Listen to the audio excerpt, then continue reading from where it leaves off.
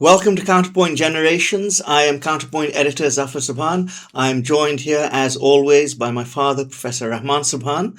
Good to have you back. Good, I'm enjoying this. Okay, great. Now, there's so much to talk about today. I had initially thought that maybe building on our session from last week, where we talked a little bit about Mukti Juddha, and it was shot, in fact, and it was still in December. But I feel that the events of the past week have overshadowed talking about history, because there's so much going on in Bangladesh right now that perhaps we should focus on the here and now. What are your thoughts? I think that's fine. Yeah. So tell me, my gosh, it's been an unbelievable couple of days. If you had asked me 10 days ago, and then I used to have these conversations with people all the time, Nirbachon hobe now, what's happening? And I used to always say, look, I see no reason to think that there won't be elections. Everything is going fine. Everything is going smoothly. And that's the answer I'd have given up until 10 days ago. 10 days ago, Osman Hadi was shot. And then 6 days later, he died in hospital in Singapore. And then afterwards, we've all seen what has happened. The burning of the Daily Star, Prothom Alo, so really things which we could never have imagined. I never thought that I would see such a sight in my life. What did you think? Well, it's very difficult to imagine. And why it is happening is, again, not made explicit. Because as far as I can understand the sequence and logic of events, there is really no relationship whatsoever between the Omar Hadi assassination and the burning of Prothom Alo and of Chhayanaut. Yes. Where do they come into all this? I have not quite understood that. And Udichi came under attack as well.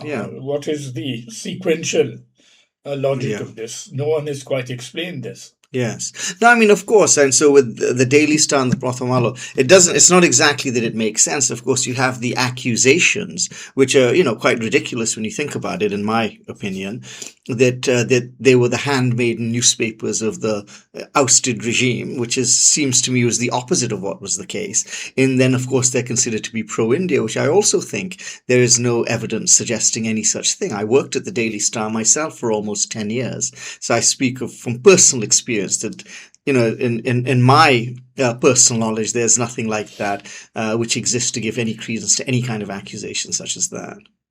Well, if you commit violence and vandalism and almost commit murder, because you set fire to a building and then you prevent people who are... They wanted to. In fact, within the building. It's only by the grace of God, in fact, that didn't happen. And you do this for totally sort of false reasons. The whole notion that the Daily Star and Prothom Alo were connected with the Awami League government is a manifest libel.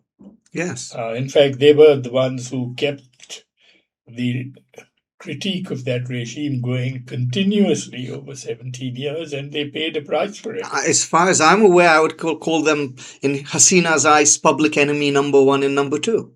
That's right. In fact, she was getting ready to take over Prothom Alo. Yes, Prothom Alo would have been absolutely taken over had it not been another 2 weeks.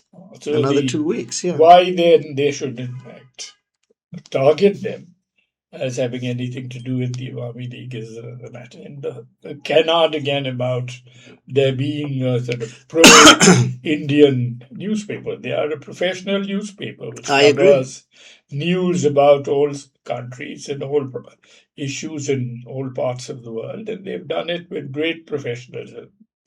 The question of they're being pro this or pro that doesn't arise at all. Yeah, no argument here. As I said, I worked there for almost 10 years, so I know this very well. You will have situations where there will be differences of opinion over facts and over their interpretation. But this is not one of them. This is built around an outright lie. Yeah. And in fact, if you then commit acts of violence premised on a lie, then we are into very dangerous times. Yes, it means anyone. That is the narrative of the fascism of Mussolini and the Nazism of Hitler. Well, it means that anyone can be targeted for any reason. It could be you, it could be me, it could be anyone. Yes, so if you then resort to a political, you resort to a sort of political strategy where facts don't matter, and you can simply invent untruths, and then you can then commit carry violence. Out political actions based on those untruths. Then any hope of constructing a democracy is going to virtually disappear from our options. Yeah. Do you think, I mean, what's mystifying to me is how something like this could have been allowed to happen to begin with? It seems to me that there was plenty of time for the interim government to anticipate that this kind of a disturbance, if perhaps not of this extent and this level, but certainly some kind of a disturbance was likely to take place, as and when Usman Hadi succumbed to his injuries. It seemed fairly apparent that after he was shot, that he was probably almost certainly going to die. I mean, it's unusual for someone to be shot in the brain and to survive. So on the first, there could have been anticipation. But then let's say, for argument's sake, they didn't anticipate. Even after it had started, there was plenty of time to send law enforcement in the army to actually provide protection in real time, which didn't seem to have happened. Yes, well, I would imagine that because there was no causality between what happened with Prothom, with Hadi, and what it would have been hard to anticipate. I mean, you can't imagine. Why would anyone want to attack Chhayanaut or Odichi? Sure. For that matter. So this was again a completely different play.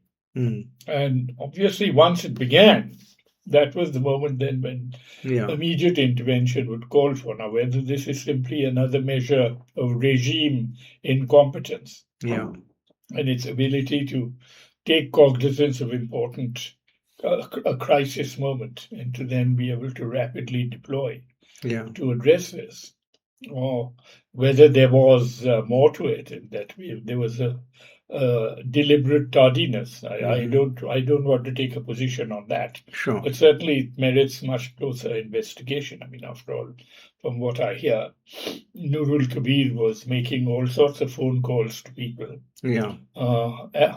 as the events were unfolding.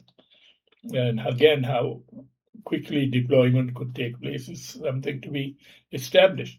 I mean, if there is a significant and unexplained delay, then we need an explanation. Yeah, I mean, I tend to subscribe to the belief that you should never ascribe to malice that which is just as easily explained by incompetence. Nevertheless, like I said, that's a good place to start. Certainly needs to be investigated, because we cannot accept without further investigation the notion that this was just mere incompetence.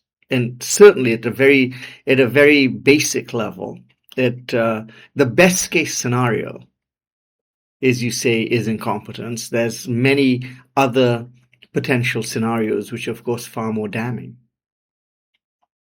Well, I think we'll have to leave that part to further investigation rather than take a purely speculative position on that.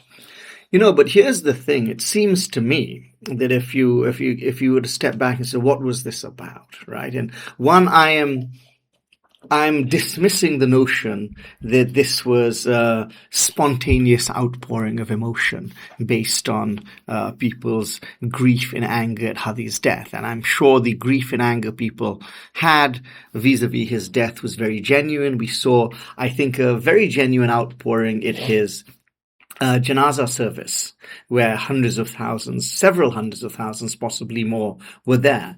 This, it seems to me, as you said, is something quite different. There's no proximate cause between the two. So I would not accept that this is a spontaneous outburst. I would instead suggest that this was very much something which had been planned and premeditated and was created. I mean, is that your assessment as well? Could be, as I see it. Well, as you said, there's no connection. If people were seriously concerned about Hadi, yes, they would have kept in mind that the whole issue of Hadi was the introduction of gratuitous violence for a political purpose into a very critical moment in our history. Yeah. And if we really wanted to associate ourselves with a collective political position, it would be to see that this sort of violence is not repeated at any time under any circumstances. Yes. But to respond to this act of violence with another act of violence obviously means that those who were acting had no interest or concern about the memory of Hadi in the legacy or whatever legacy he projected. I think that is the very crucial No, absolutely. I mean, I think that's a very important point. Here you had a group of people who were obviously out to exploit a situation and to exploit it, with highly tendentious motives, with no causality between what actually happened and what they actually did. And what you need to find out, and we hope that the government will make some effort to find out, is under what circumstances such actions took place and who were the people behind it. I don't think that this is something which really happened suo moto. No.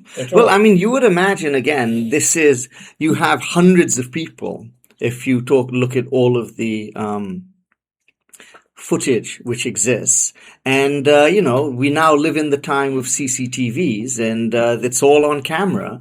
And so identifying those people, I believe 17 people have been arrested, the DMP have said. Now, to what extent they are, they're guilty of what crime remains to be seen. And again, as you say, they may just be sort of hired foot soldiers. The real issue is in whose pay were they? If that is indeed what happened, or who is behind all of this, which needs to be uncovered. It seems to me, and I could be wrong, but if you were to ask me to think a little bit about what are the motives, there's several motives, obviously, for the people who would conduct this kind of violence. But it seems to me a primary motive, clearly, would be to create a atmosphere of fear and chaos here in Bangladesh, and to send that, to create that image of Bangladesh sort of under siege. And then you might ask, well, to what end? What's the goal? It seems to me that the goal surely would be to disrupt and possibly delay the coming elections. Well, that looks very much like the outcome of what they did. I mean, at the moment, without having any specific people or specific evidence, you can at best look at outcomes. Yes. And certainly one of the outcomes is that it is going to seriously disturb the environment for elections. I mean, obviously, the assassination of Hadi was also presumably driven by such a motive. Yes. But then why this should be compounded by a mob coming forward and aggravating the tensions and the uncertainties surrounding the election process. This again is worth exploring, so that we are witnessing the convergence of two sets of forces. Both forces perhaps being hostile to the idea of having a peaceful and stable election. Well, earlier on today, there was a report of another young man from the NCP being shot. I think, fortunately, as far as I understand, he's not in danger at present. But it seems to me that clearly this is something which we haven't seen the last of. And I think it remains an open question as to what capability the interim government has to really make sure that these kind of events do not recur. It's hard to say. But I think it's very important at this stage that not only do they demonstrate that they have a minimal capacity for enforcing law and order, Yeah. but they also reach out to all the political players, and I use the word deliberately, Yes. all the political players, Yeah. and then ask them to put their political positions on the table. Yeah. That do you want a peaceful election, and are you then going to spend your time threatening people who are inimical to your particular worldview? Or are you going to really collectively come together and disown all forms of violence in the prevailing circumstances, and that all of you will take a collective position around that? And to do that, then you have to download the particular opinions which are being expressed by different factions and their sub-factions. And the parent organizations would then have to take responsibility for what is being said and what incitements are in fact being marketed by these people, whether it is on platforms inside the country or on social media. Yeah. So that we should reach out then to the environment which is creating this. Okay, hold that thought. We'll take a quick break here and then we'll be back for the second half of our conversation. Welcome back. Of course, the second issue in the news is the imminent arrival of Tarique Rahman from London. As of now, he is slated to come on the 25th. There was the will he, won't he drama, which staged for the last 2 weeks, but it has been announced that he would come. I'm not sure, of course, if there's going to be any change in plan in light of what we've seen happen, because if one of the things was keeping him out, one presumes, we haven't really been given any reasons, was a security concern, there will only have been emphasized by the recent actions and the recent incidences here in Dhaka. What do you make of that? Well, this has again been a matter of both speculation and concern, not just of his own party, but for all those who want a peaceful democratic transition. Yeah. That for someone who's been out of the country for 17 years, we were all expecting a much earlier return. Yeah. So that he could then not just become more familiarized with the political environment over here, but he could then restore confidence in those who are looking towards a credible election and to show that a major party is willing to now use the electoral route to aspire to political power. And I think he was a very important element in generating confidence that this was the route which our politics was expected to take. Yes. So he needs to project his visibility all over the country. It will be very important for his party, but it will be also important for democratic politics. Yeah, I mean, I agree that it's really indispensable. And especially at this stage, now we are really into the final stretch. It is less than 2 months away, which is a very short period of time. And I think it will help give confidence in the process. And let's just hope that he does come here on the 25th as planned. And let's hope that things continue smoothly after he's here. Well, it would have been helpful. I mean, again, they may have their own explanation for this, that we had some idea of what inhibited him from coming much earlier. Yeah. And what problems there are in making reasons behind this more explicit. Yeah. I think this would be a good exercise in political transparency, of course. There may well be other considerations which we don't know about. And of course, in the event that it is deemed to be inopportune to reveal this, then it will continue to perpetuate the uncertainties and questions which have been floating around over several months about his absence. Yeah. So it was again in their interest to make this clear, and I don't know whether he will do so once he is here, because he certainly hasn't done so now. Yeah. But I think it's very important now more than ever before. I mean, I think one of the things which the burning of the Daily Star and Prothom Alo has shown us is, for whatever reason, and we may or may not wish to speculate on the reasons, but certainly it has demonstrated the lack of effectiveness in the interim government when it comes to basic issues such as security and law and order, in creating a conducive environment. Now, we hope that they can pull things together for the election, which is in a month and a half from now.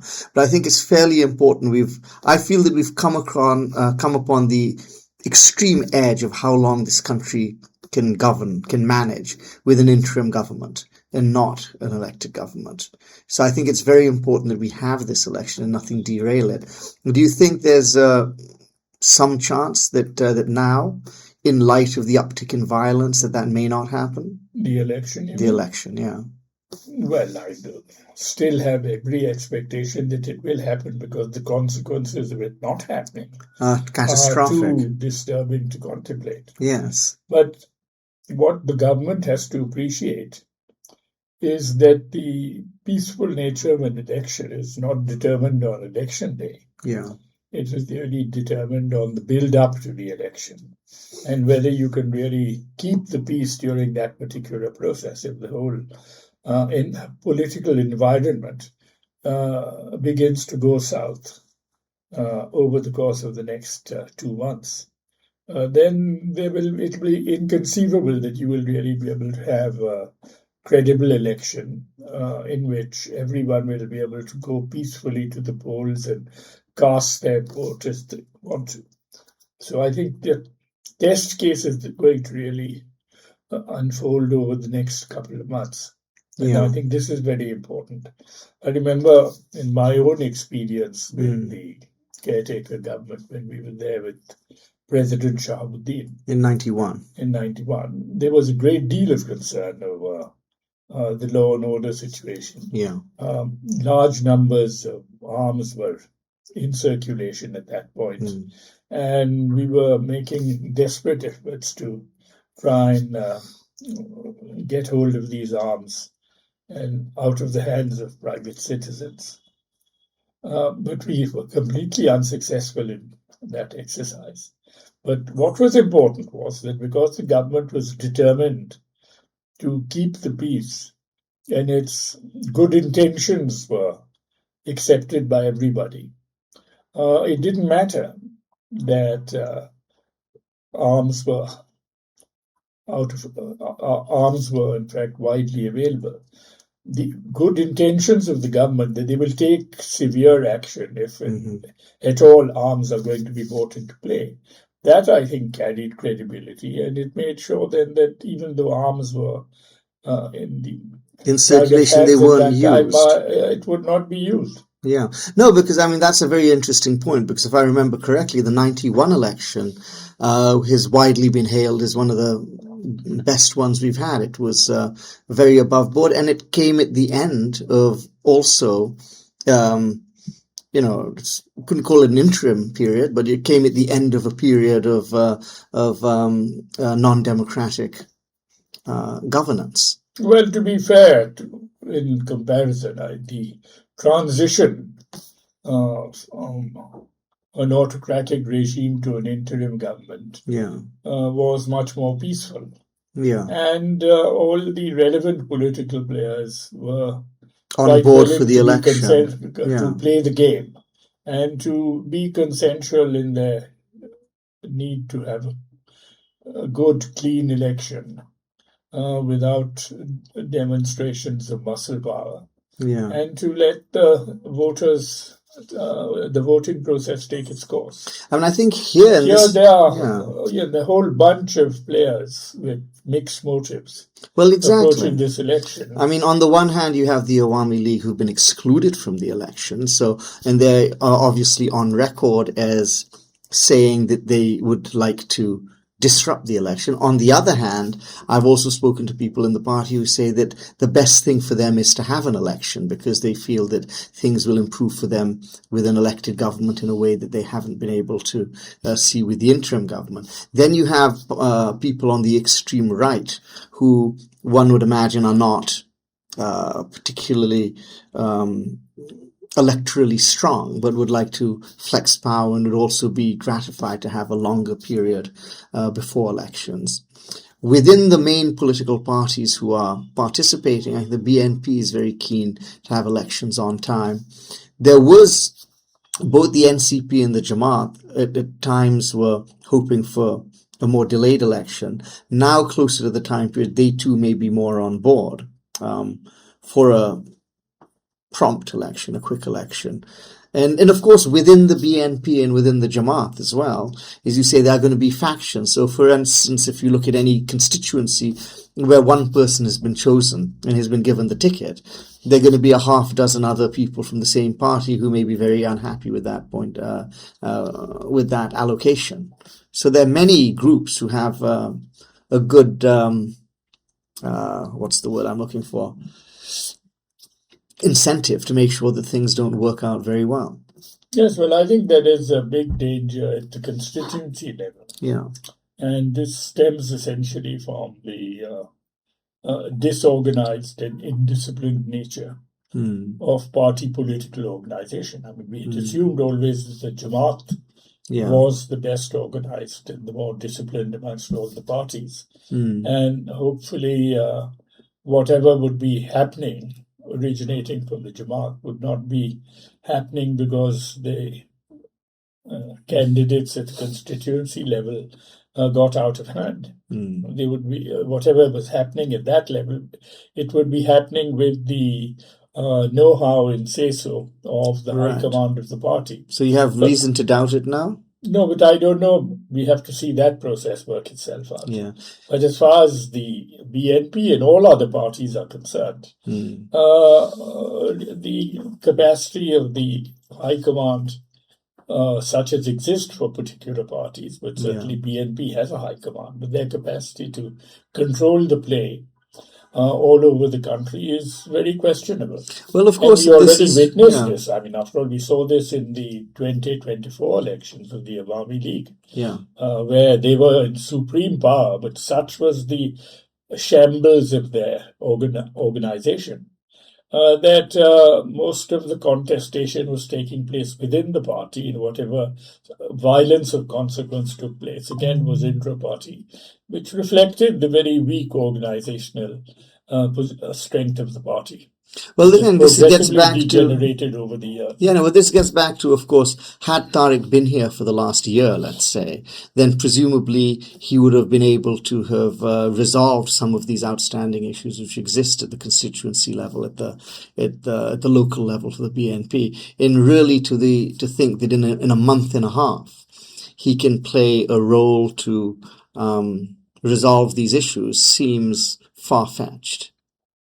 Well, let's see what he can. I think they were supposed to be resolving a lot of issues over Zoom, but you cannot deal with Bangladesh-type local politics remotely. No. And you need, the culture is that you have to have people and faces around you who can really exercise influence over what you do or what you don't do. And I think this is what has been missing. But the interesting thing is, of course, if he comes back, and, so he's been spending his time in his apartment in Richmond, I believe. I'm not sure if he's still there, but I believe he used to live there.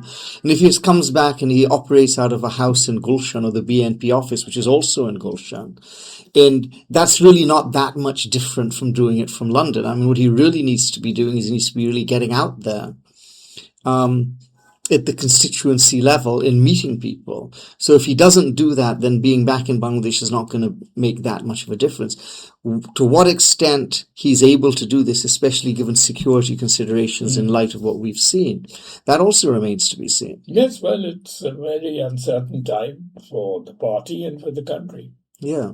So we'll have to see. I don't think there's any point in our over-speculating on this. But getting back to your experience in the caretaker government in 1991. So, as you say, it's a tougher situation right now, obviously, but I'm sure there are lessons which the interim government could take. So, what advice would you give to the interim government in terms of how it should conduct itself in the next month and a half, given the fact that their primary concern should be or must be to have a good election? What ought they to be doing in the next month and a half, if you were able to give this advice, and what ought they not to do? Well, they have already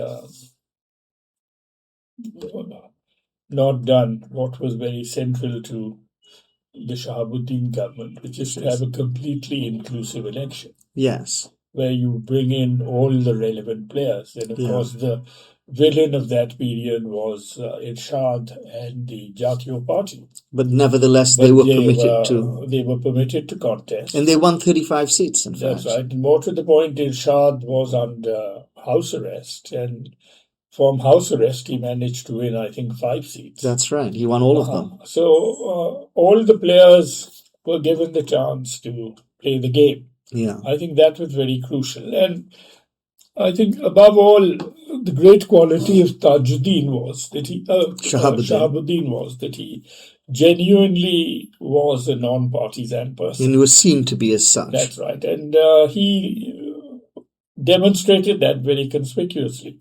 Now, the government, the advisors were actually not non-partisan. That was the interesting point. Yeah. Because on that occasion, I think the choices were partially left with Shahabuddin to choose a few people that he wanted. But he left it to the different political alliances to nominate their own representatives. So you had people with the backing of the Left Alliance and the Awami League on the one side. Yeah. And you had a bunch of people who were supported by the BNP and their alliance. But all of them, when they came round the table and they found that here was a head of government who was genuinely wanting to make sure that there would be no partisan conduct associated with his administration, they all played the game with him. Yeah. And this came out of the respect he commanded and confidence that he genuinely was a person who was not wanting to predetermine the outcome of an election. I think the big problem with all our elections is the tendency of someone or the other to want a predetermined outcome of the election. Yeah. Well, I mean, I think obviously here there is apprehension that there are people